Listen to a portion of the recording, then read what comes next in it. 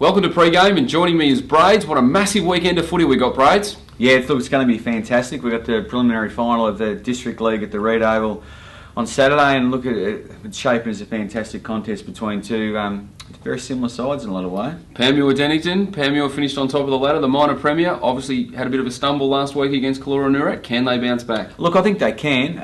Dennington are in great form, and as I said, they're two very similar teams, both hard at it in close in the middle and rely on kicking the ball along to some big forwards. So I think Panmure deserve to be the favourites. They've had a great season. Having said that, Dennington are really coming hard.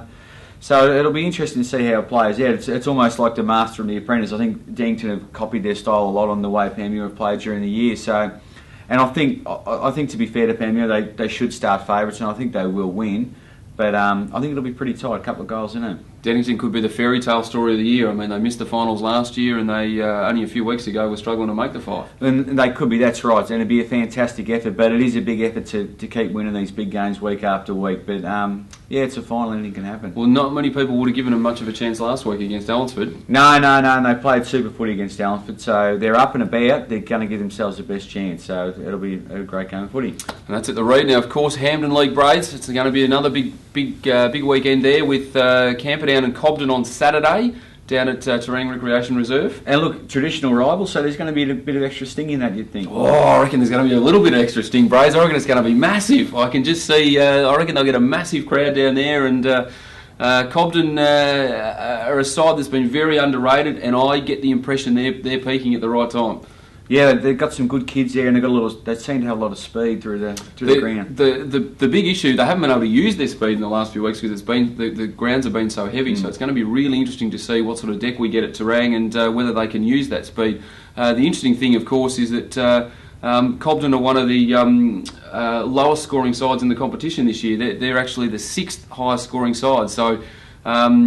And they're a long way behind the other sides in the top 5. So that goes to show their defence has been doing the job. So well, they're going to have to do the job against Camperdown. They're very talented. They've got a lot of talent their side, Camperdown. Yeah, and they got some tall marking forwards, which of course Cobden don't have a lot of avenues to goal in that way. So it's going to be interesting to see how we go from there. Who's going to win?